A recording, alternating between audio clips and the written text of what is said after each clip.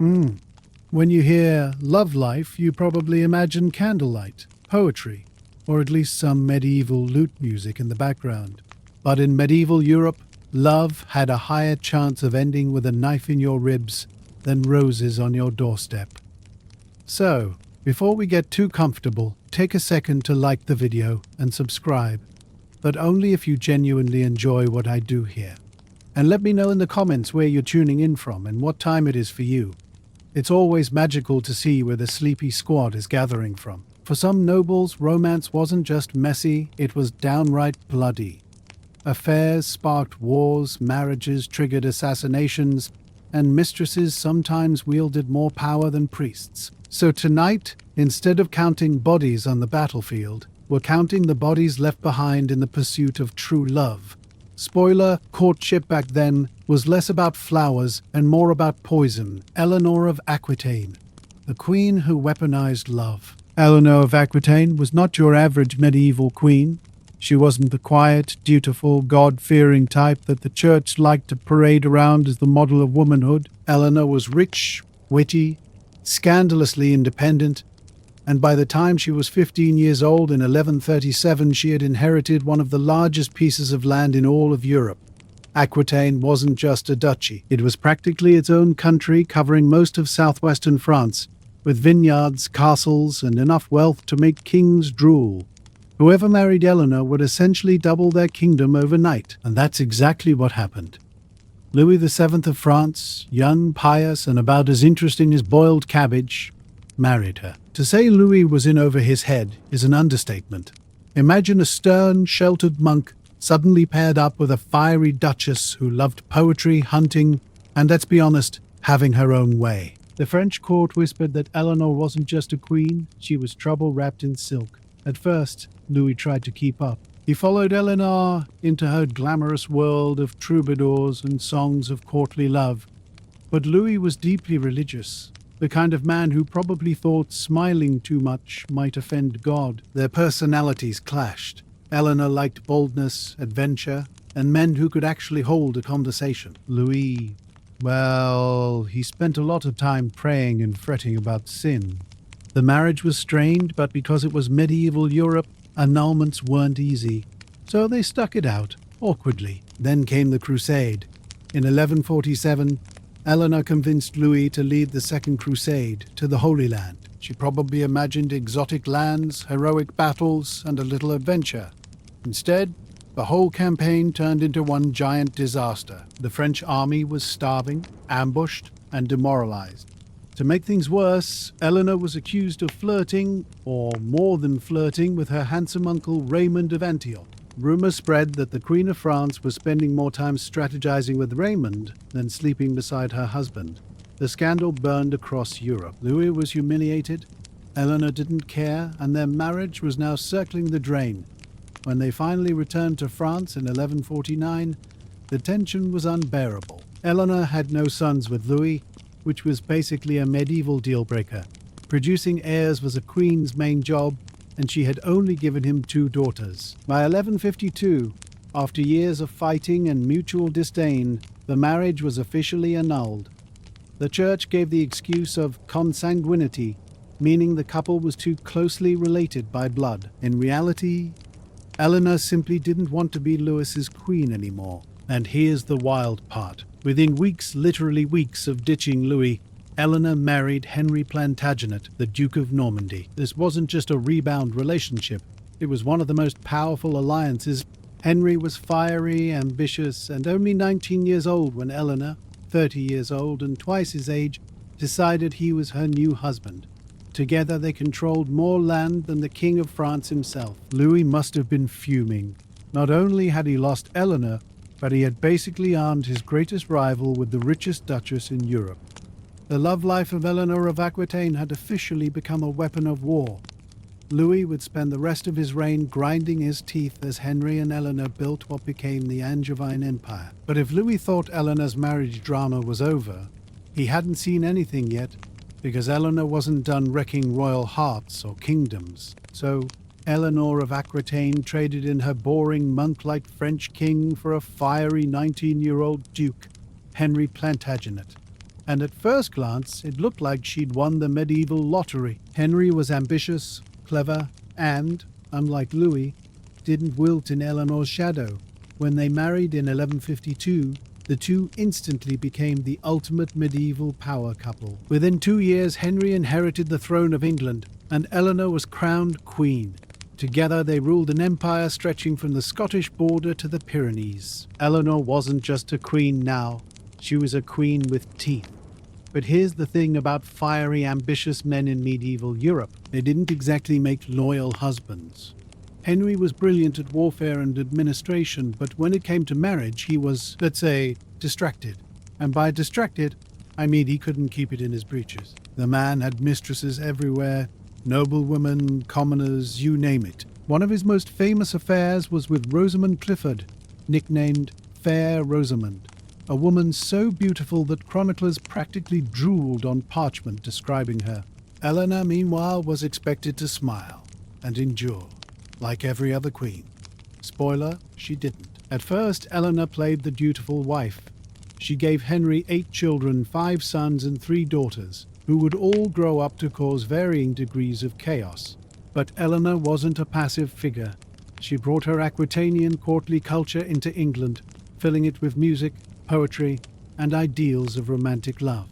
Troubadours sang of noble knights pining for unattainable ladies, which was probably a subtle jab at Henry and his wandering eyes, but the cracks in their marriage widened with every affair, every insult and every clash of wills. The real explosion came in the 1170s.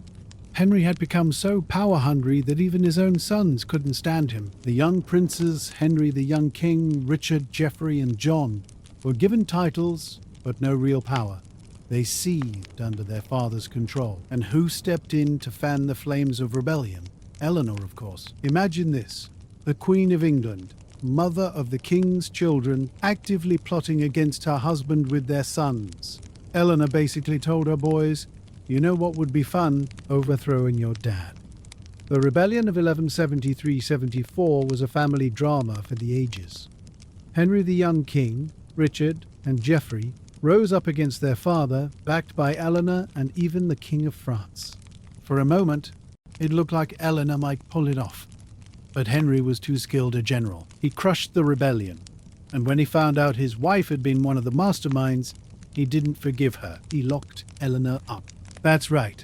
The legendary Queen of Aquitaine, who'd ruled kingdoms and bent kings to her will, spent nearly 16 years imprisoned by her husband. She wasn't kept in a dungeon with rats, but she was under strict house arrest, moved between castles under guard. Her only freedom came on rare occasions like Christmas, when Henry needed her presence for appearances. Otherwise, Eleanor was silenced, hidden away while Henry carried on with his endless affairs. Fair Rosamund Clifford, his mistress, was even kept in a tower surrounded by a labyrinth to keep Eleanor away, though the legend that Eleanor poisoned her is probably just gossip embroidered over centuries. When Henry finally died in 1189, Eleanor emerged from captivity like a storm breaking. She was now around 67 years old, ancient by medieval standards, but sharper than ever. Her son Richard, soon to be known as Richard the Lionheart, was crowned king, and Eleanor wasn't just his mother. She was his chief advisor, the iron hand guiding his reign while he gallivanted off on crusade.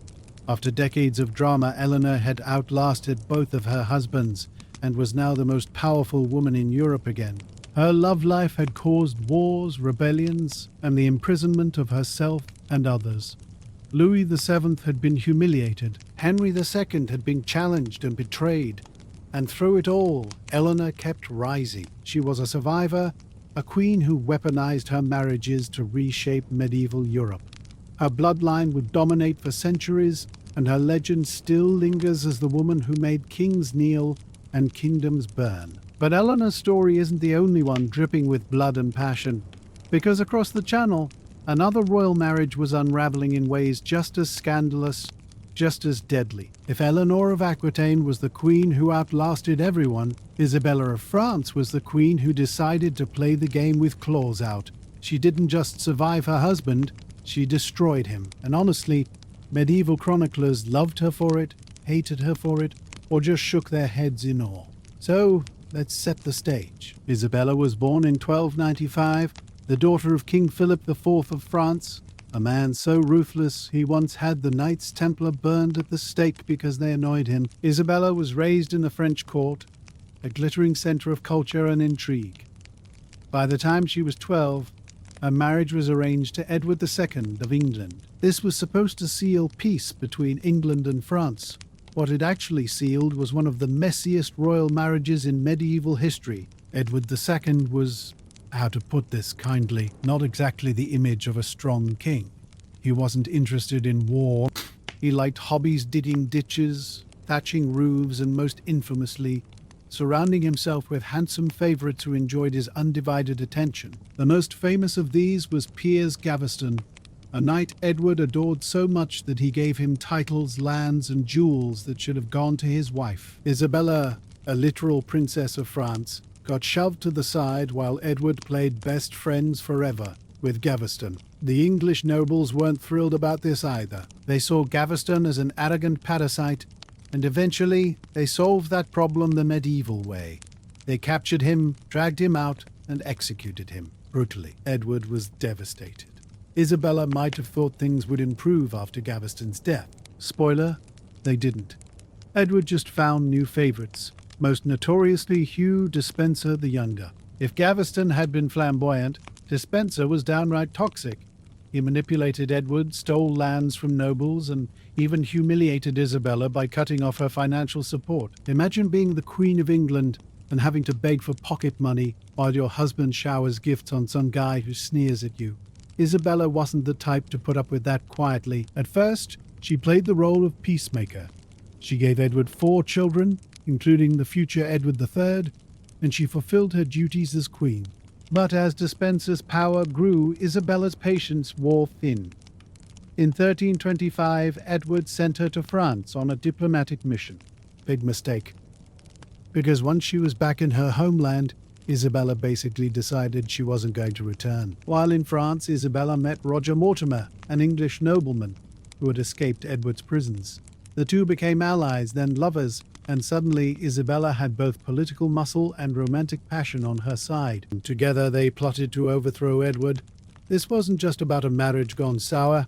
It was about a queen who refused to let her husband and his favourites strip her of dignity and power. In 1326, Isabella and Mortimer invaded England with a small army. The invasion was wildly successful, mostly because nobody liked Edward or Despenser at this point. Nobles flocked to Isabella's side. Towns opened their gates. Despenser, once untouchable, was captured and executed in one of the most gruesome deaths of the century, hung, drawn, and quartered, with Isabella herself allegedly enjoying the spectacle. Edward II didn't fare much better. He was forced to abdicate in favor of his teenage son, Edward III. And here's where Isabella's story takes its bloodiest turn. Edward II was imprisoned, moved between castles, and eventually, in 1327, he died under mysterious circumstances.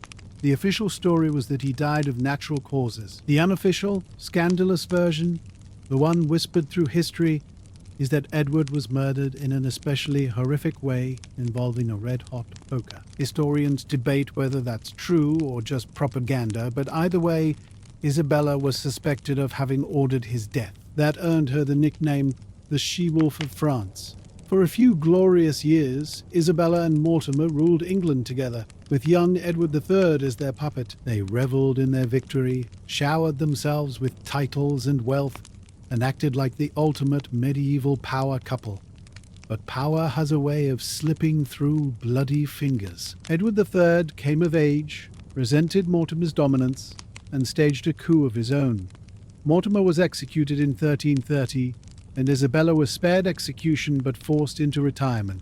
She spent her remaining years in comfort, living quietly in a castle, surrounded by wealth and respect.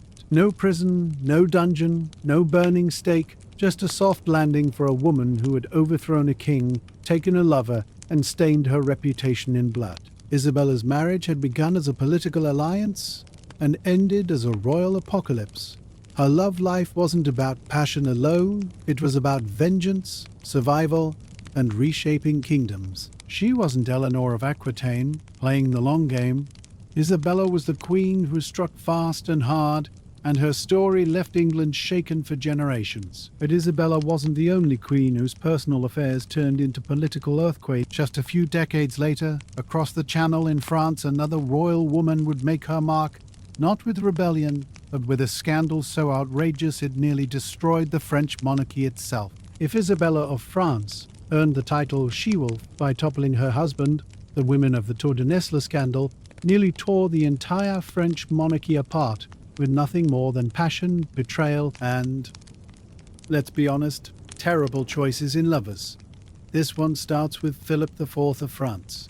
Remember him? Isabella's father, the guy who roasted the Knights Templar like marshmallows because they crossed him. He had 3 sons who all became kings of France: Louis X, Philip V, and Charles IV. Sounds impressive, right? A family tree dripping with power, but behind the scenes their wives were about to cause the royal equivalent of a nuclear meltdown. The year was 1314. Isabella of France, still a teenager at this point, was living in England as the wife of Edward II. During a visit home to Paris, she noticed something odd. Her sisters-in-law, Marguerite, Blanche, and Jean, the wives of her 3 brothers, seemed a little too cozy with 2 young knights, the dashing Ornay brothers. Cozy in the sense that they were allegedly meeting them secretly in a tower along the Seine, the infamous Tour de Nesle. Now, Isabella wasn't the kind of girl to keep scandalous secrets, whether out of loyalty to her father, jealousy, or just teenage pettiness. She spilled the tea. She told Philip IV that his daughters-in-law were cheating on his sons. That was enough to launch one of the juiciest investigations in medieval history. The accusation was explosive. Adultery wasn't just a private matter for royal women, it was treason. These were the women responsible for producing heirs to the French throne. If they had lovers who could prove that the royal children were legitimate, entire dynasties could collapse over a single affair. So Philip set a trap. The Arnay brothers were put under surveillance. Sure enough, they were caught red-handed, or, depending on which chronicler you believe, red-sheeted. The brothers were arrested, tortured, until they confessed, and executed in one of the most horrific ways possible. They were flayed alive, their bones broken, and then they were hanged. Nothing says, don't mess with the crown. The princesses didn't escape unscathed either. Marguerite, wife of the future Louis X, was thrown into prison. Blanche, married to Charles, the future Charles IV, was locked away too. Jeanne, wife of Philip V, managed to claim she was innocent and was eventually acquitted. Her whispers of guilt never quite disappeared. The fallout was catastrophic. Marguerite, humiliated and imprisoned, didn't survive long. Some say she was strangled in her cell on her husband's orders so he could remarry. Blanche languished in captivity for years, her reputation in ruins. Jeanne crawled her way back into favor, but the scandal tainted her forever. And the French royal family, their dynasty started crumbling almost immediately. Within a few years, all 3 of Philip's sons, the kings Louis X, Philip V, and Charles IV, died without producing lasting male heirs. Historians sometimes point to the Tour de Nesle affair as the spark that helped ignite the 100 Years' War. Why? Because when the French line failed, England's Edward III, Isabella's son, claimed the French throne. That's right, the scandal Isabella exposed in her teens would later fuel the war her son fought against her homeland. Messi doesn't even begin to cover it. What makes the Tour de Nesle affair so fascinating isn't just the political fallout, but how much of it reads like medieval tabloid gossip. Did the princesses actually cheat? Were they framed by rivals? Some historians think the evidence was shaky at best, that maybe the confessions were wrung out through torture and fear. Others insist it was true, that the women really did risk everything for the thrill of forbidden love. Either way, their names were dragged through the mud for centuries. Marguerite became the queen who died in disgrace. Blanche became the forgotten wife rotting in a dungeon. Jeanne, though acquitted, was forever marked by suspicion. And poor Philip IV, the man who had crushed the Knights Templar with ruthless precision, saw his family fall apart thanks to love affairs in a riverside tower. But the scandal didn't just stain French history. It followed Isabella back to England. Remember, she was the one who blew the whistle.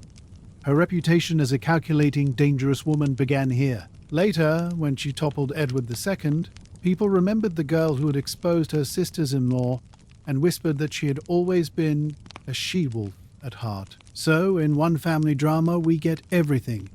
Illicit romance, betrayal, brutal executions, political collapse, and the seeds of a century-long war.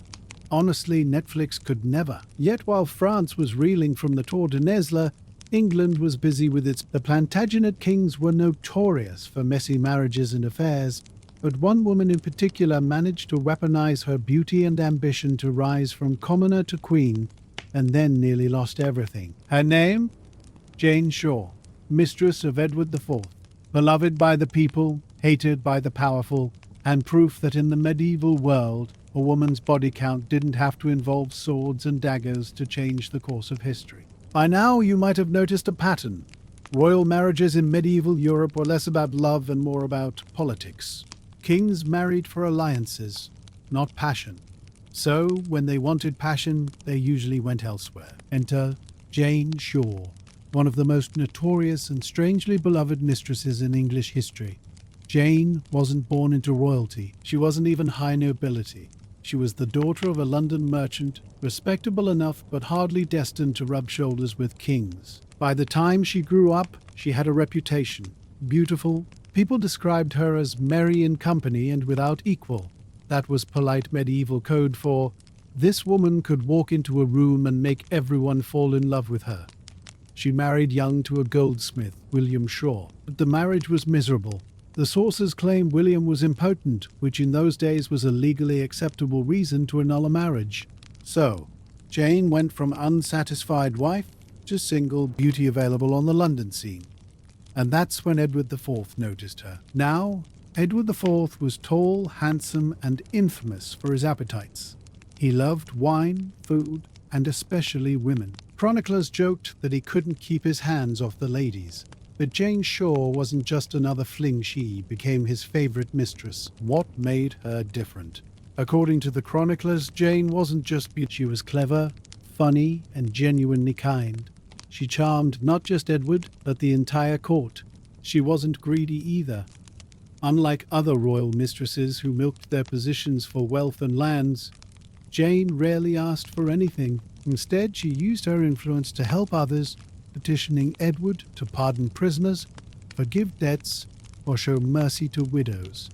Imagine being so likable that people actually forgave you for sleeping with the king. But Jane's story didn't end with Edward IV's death in 1483. In fact, that's when things got messy. Edward's death plunged England into one of its most infamous political soap operas. The Wars of the Roses were back on, and Edward's brother Richard, Duke of Gloucester, seized the throne as Richard III. Richard despised Jane Shore, not for what she did with Edward, but for what she did after him. She had relationships with some of the most powerful men in England, including William Hastings, Edward's closest advisor, and later Thomas Grey, the Marquess of Dorset, who was loyal to the rival Queen Elizabeth Woodville. Basically, Jane slept her way straight into the heart of the factional conflict. Richard III wasn't about to let that slide. He needed to undermine Jane's influence. So he hauled her into court and accused her, not of treason, but of something that sounds almost ridiculous today, public harlotry. Yes, Richard essentially slut-shamed her in front of the entire kingdom. He paraded her through the streets of London barefoot in nothing but a plain white shift, carrying a taper candle as penance for her sins. And here's the twist. Instead of turning people against her, the spectacle made her more popular. Crowds pitied her. They admired her dignity in the face of humiliation. Chroniclers even noted that she walked with such composure that it was Richard who looked petty, not her. Imagine trying to ruin someone's reputation only to boost their approval ratings instead. But Richard wasn't finished. He threw Jane into prison at Ludgate, where she nearly starved to death before a sympathetic cleric intervened. Eventually, she was released, but by then, her fortunes had collapsed. From beloved mistress, to political pawn, to public penitent, Jane Shore lived the full medieval roller coaster. What's fascinating about her story is how she flipped the script on the usual narrative of mistresses. She wasn't hated like many others. She wasn't remembered as a schemer or a homewrecker. She became a folk heroine of sorts, remembered for her wit, generosity, and resilience. Even Sir Thomas More, writing years later, praised her as someone who never abused her influence for greed. That's a rare compliment in the cutthroat world of English court life. And her legacy didn't stop with the Tudors. Jane Shore became a character in plays and poems, painted as the tragic mistress who embodied both the glamour and the dangers of being too close to power. Shakespeare even references her in Richard III as part of the background to Richard's rise. She became, in short, a legend. But Jane Shore's tale raises a bigger question. How did women in her position survive at all? Mistresses walked a razor's edge. One day you were showered with jewels and affection, the next you could be disgraced, imprisoned, or even executed. Jane Shore got lucky. She lived out her later years in relative obscurity, remarried quietly, and died in her bed, something many royal women couldn't claim. Compare her fate to, say, Anne Boleyn, Henry VIII's famous mistress turned queen, who ended up with her head on the chopping block.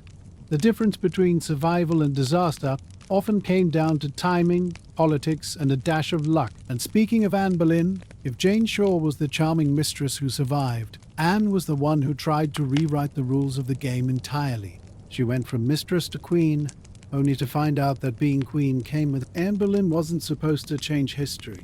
She was the daughter of a respectable but not particularly powerful family, raised partly in France, where she learned all the courtly graces, fashion, flirtation, and the art of keeping men guessing. When she returned to England, she caught the eye of Henry VIII. At first, Anne refused to be just another mistress. Unlike Jane Shore, Anne wasn't content to be a side character in the king's love life. She wanted the leading role. So she held Henry at arm's length, using wit and charm to keep him hooked. This wasn't just about romance. By denying him, Anne turned desire into obsession. And Henry, who wasn't used to hearing no, soon found himself willing to tear apart the fabric of his kingdom just to have her. Anne Boleyn wasn't supposed to change history. She was the daughter of a respectable but not particularly powerful family, raised partly in France, where she learned all the courtly graces, fashion, flirtation, and the art of keeping men guessing. When she returned to England, she caught the eye of Henry VIII.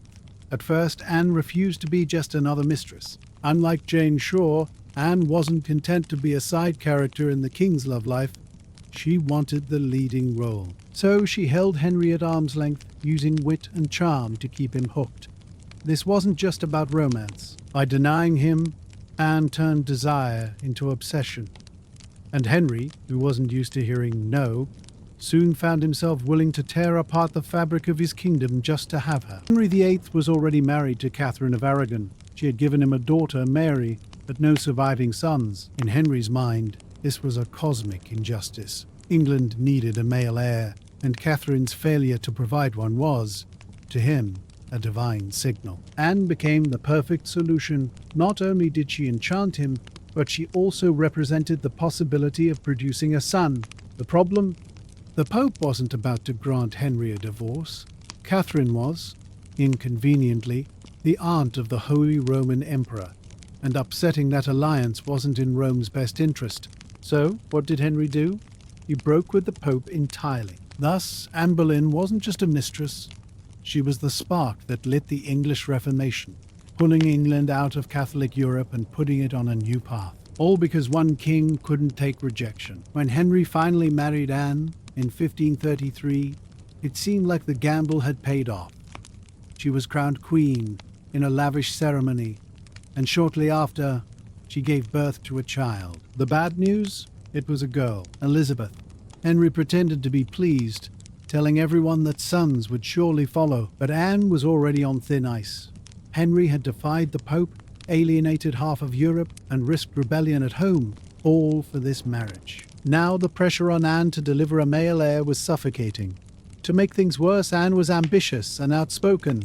She clashed with Henry's advisors, and even with Henry himself.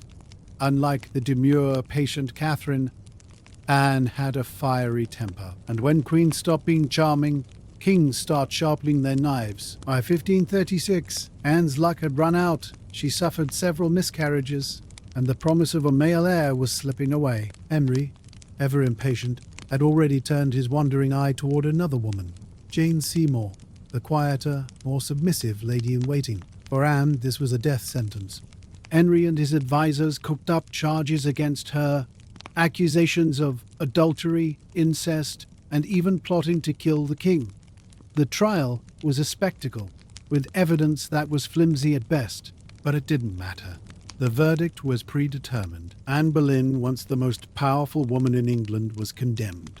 In May 1536, she was executed at the Tower of London by a French swordsman chosen by Henry as a mercy. With one swift stroke, the woman who changed the face of England lost her head. Catherine the Great didn't start as a Russian.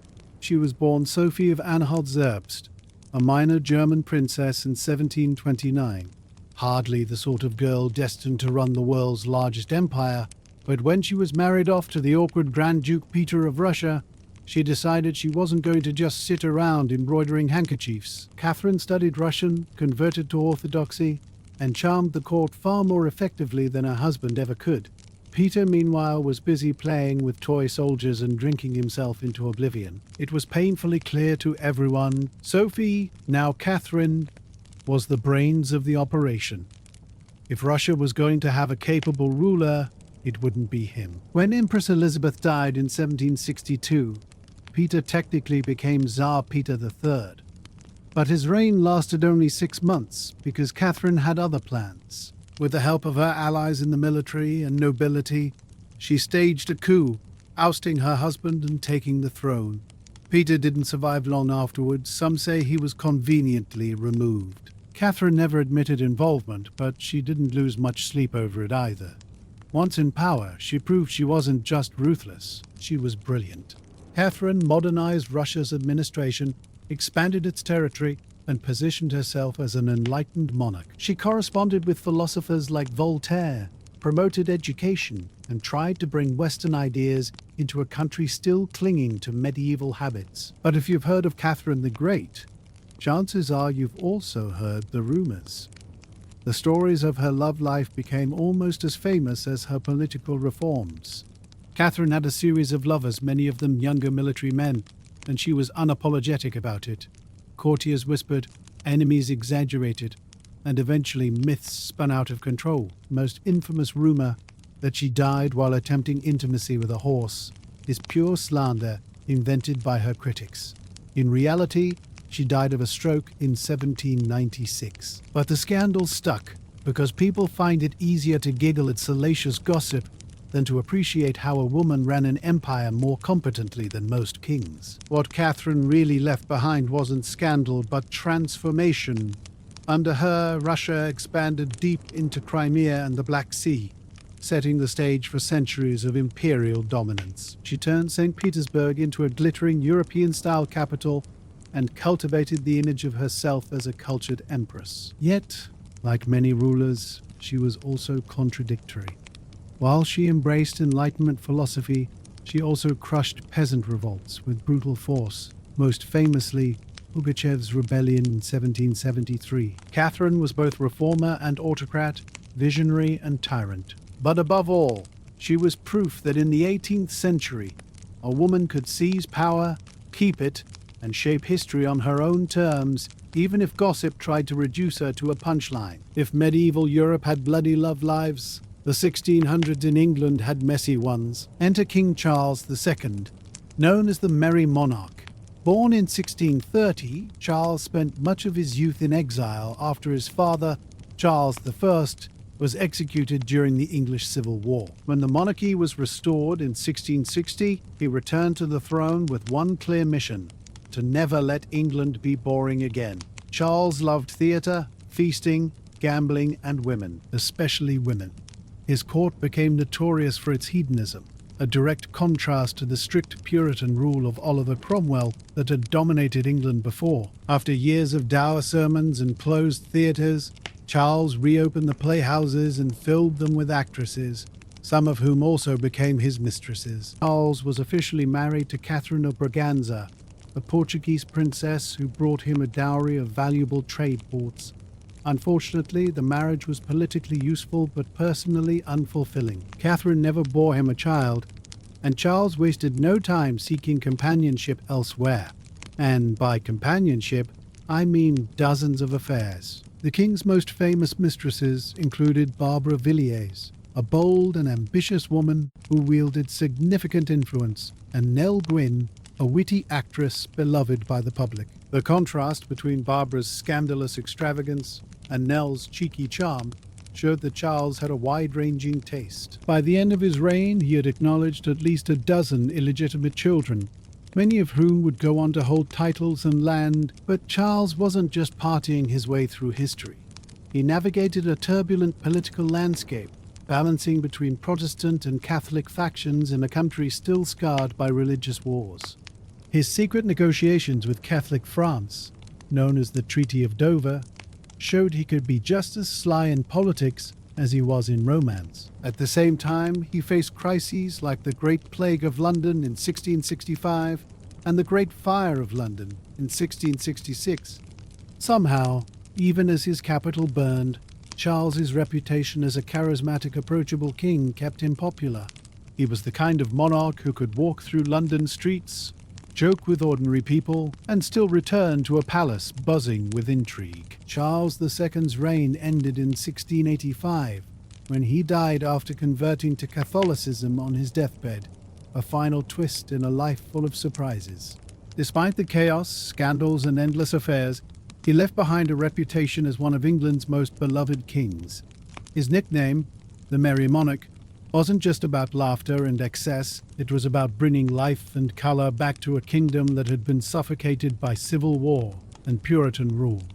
And though his official marriage never produced an heir, his illegitimate children would shape European politics for generations. In a way, Charles's legacy was written not just in law books or battles, but in bloodlines spread across noble families.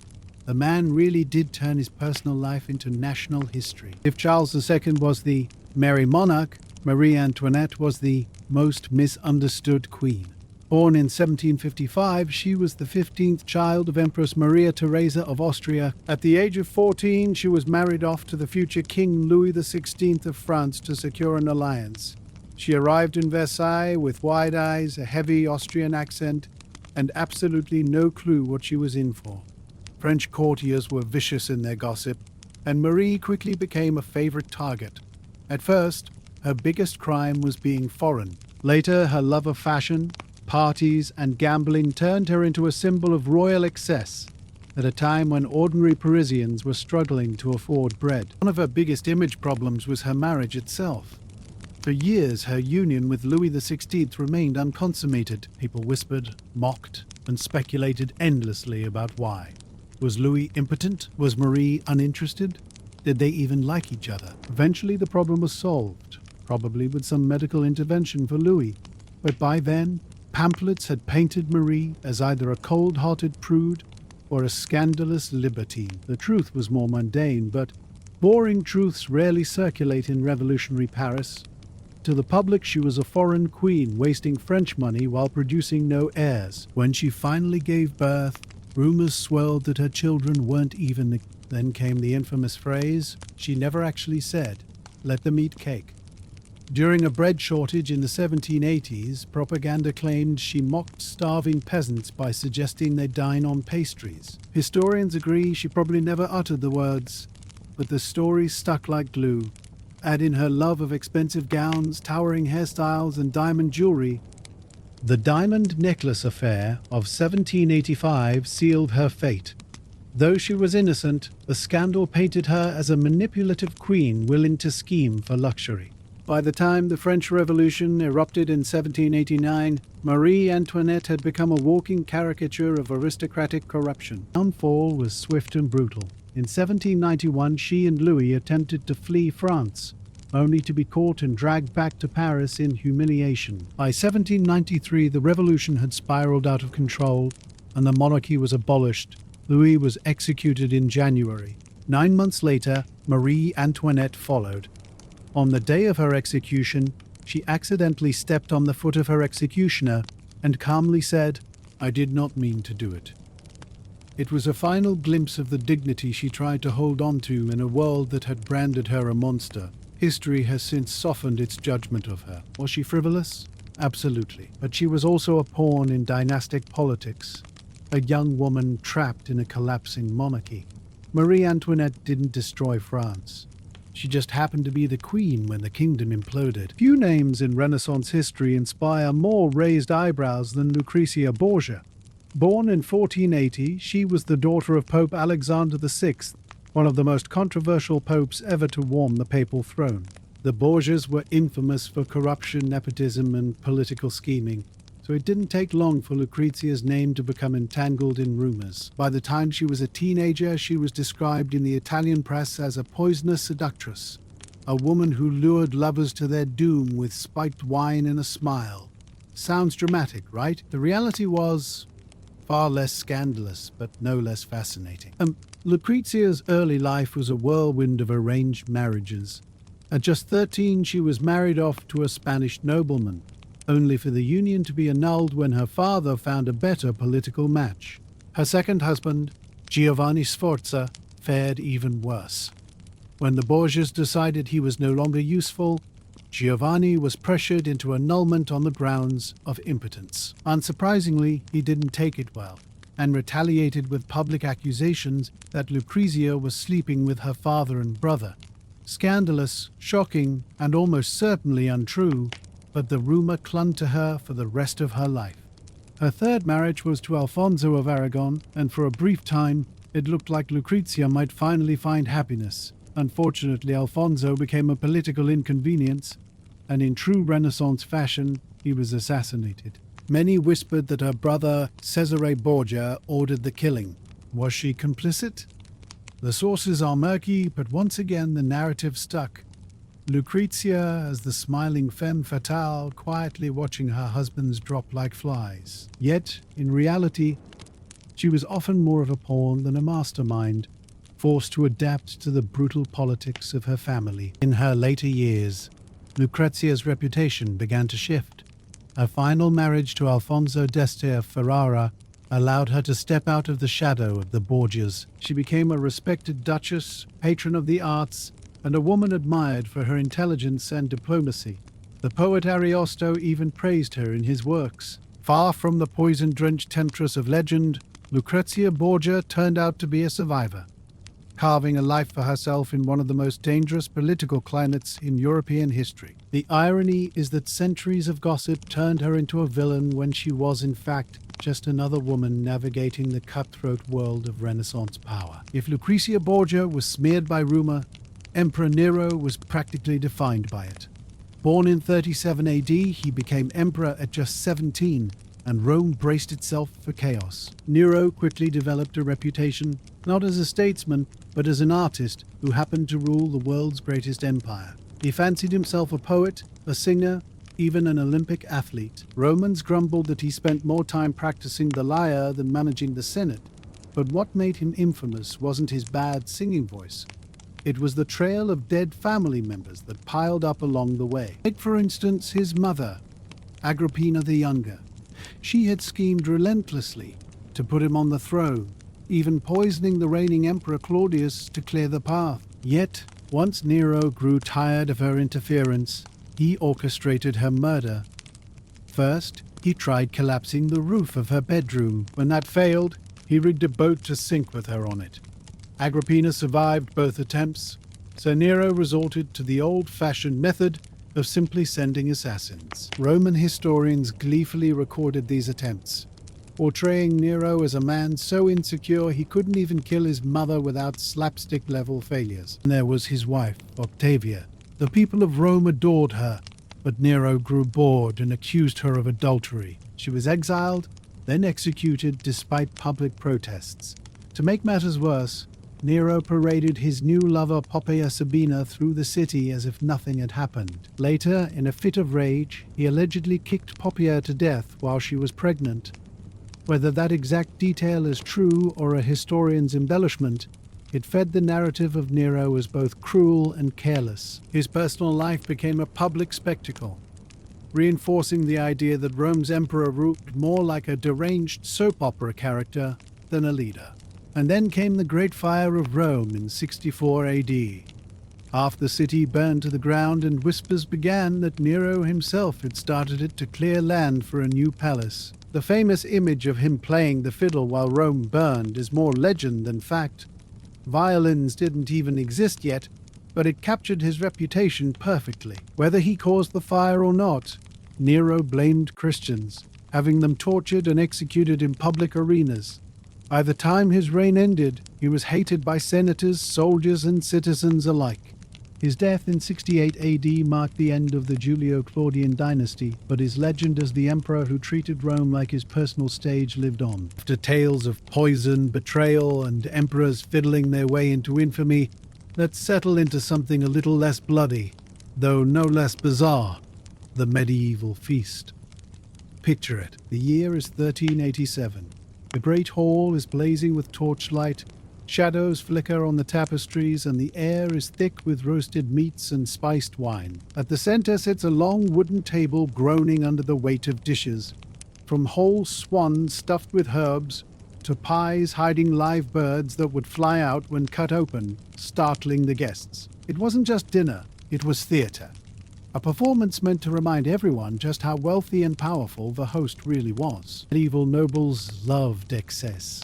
One feast recorded in Burgundy included over 1,000 guests, each one served 3 courses, with up to 10 dishes per course. Imagine the sheer chaos of balancing the many trenchers, goblets, and courses in a hall echoing with music, laughter, and clattering knives. And then, just when you thought you'd had enough, in came the subtleties desserts crafted not only to be eaten, but admired.